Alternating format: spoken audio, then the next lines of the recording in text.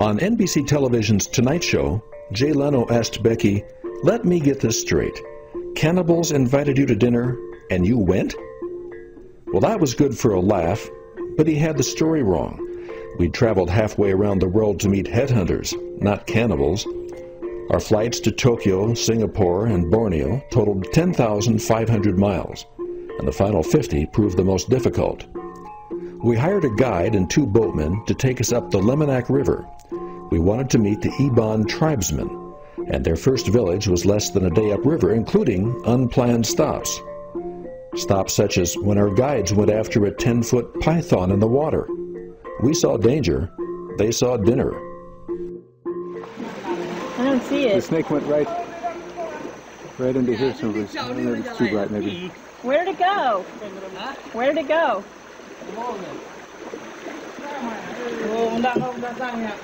I mean, that was one big snake. Well, I can't imagine chasing after a snake if you see it. I go running in the opposite direction.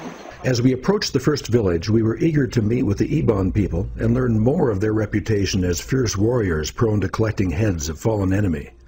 Prized possessions, the heads were often hidden to guard against their being stolen by raiding tribesmen from other parts of Borneo.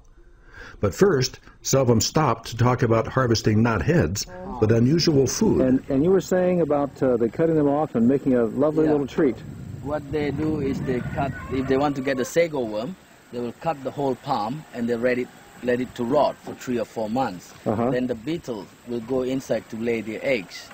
And that's where when the egg hatch, they get the maggot or the sago worm, we call it, as big as my thumb. It's yellow or cream in color. It's a delicacy here. People eat them raw or they deep fry them. They deep fat fry or they eat raw maggots. It contains a lot of protein. I hope we get some tonight. That would be Maybe delicious. tonight dinner is secret, huh? When we arrived at the village, the chief sacrificed a chicken, put drops of blood on our hands to protect us from the spirits, and performed a ceremony.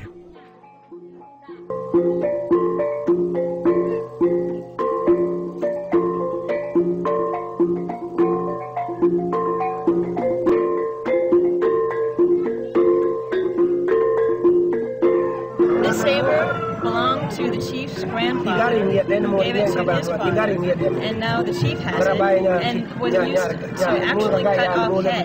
The heads were cut off. How many? I don't know, but they said not just singular, but plural. And the hair, this is human hair from a head that was cut off. And on the saber thing, this is actual hair from, this is actual hair cut off of the heads of enemies, whose skulls hang in that long. We were taught about making potent poison from a tree extract and given practice shooting poison darts, not at enemies, but at a cardboard target.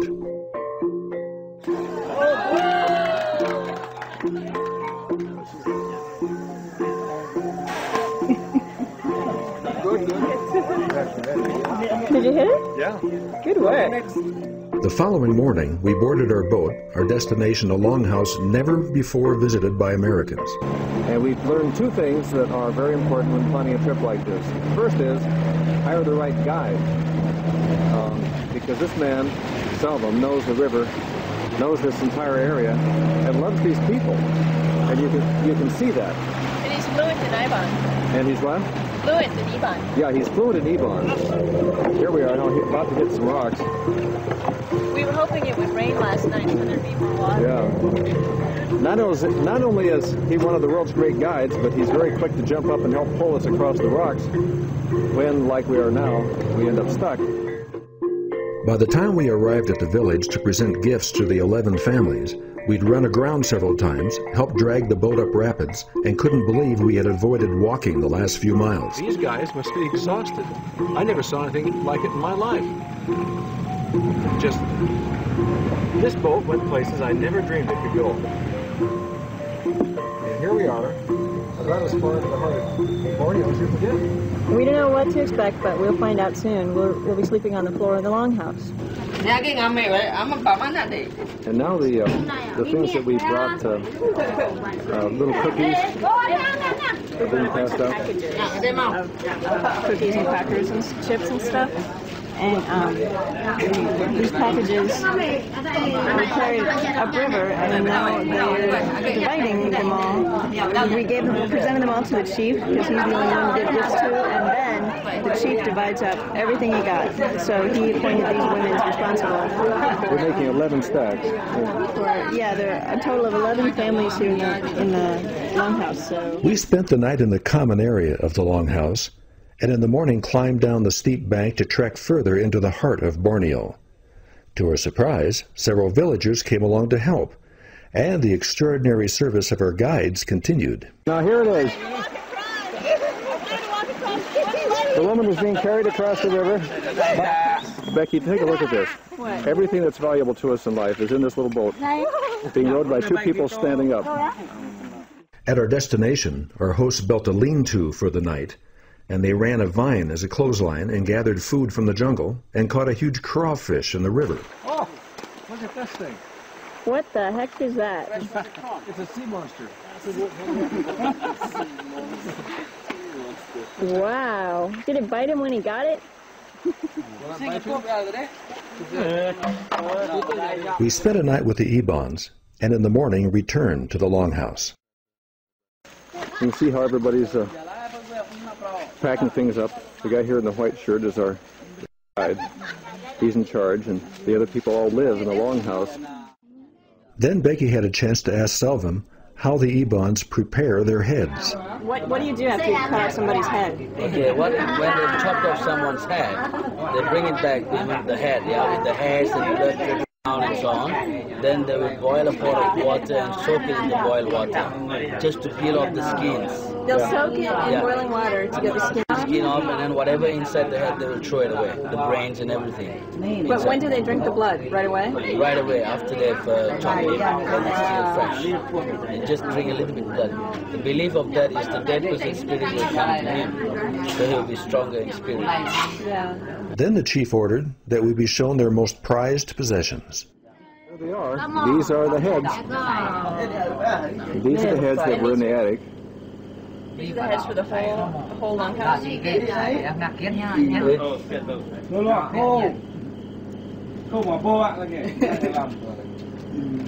Hold that up. Let me take a picture with you.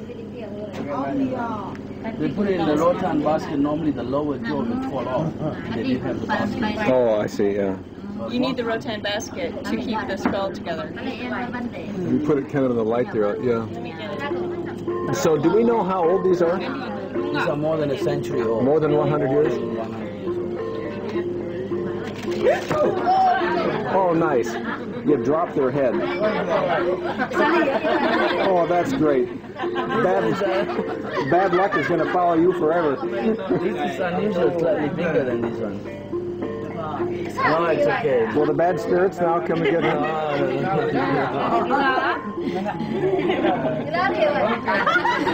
He's trying to clean it out. It's all dusty. Taking the innards out of this skull. I thought he boiled it already.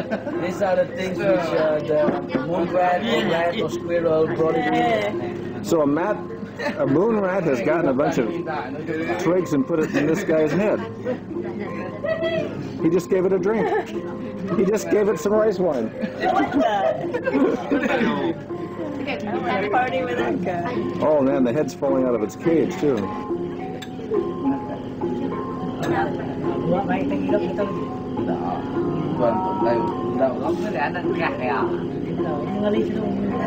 The heads were put away, and in the morning we departed. And here we go, leaving the Longhouse for the last time, and going down the river to a place where there's a bridge, and then we'll get on in the van for the 4-hour drive back to Kuching.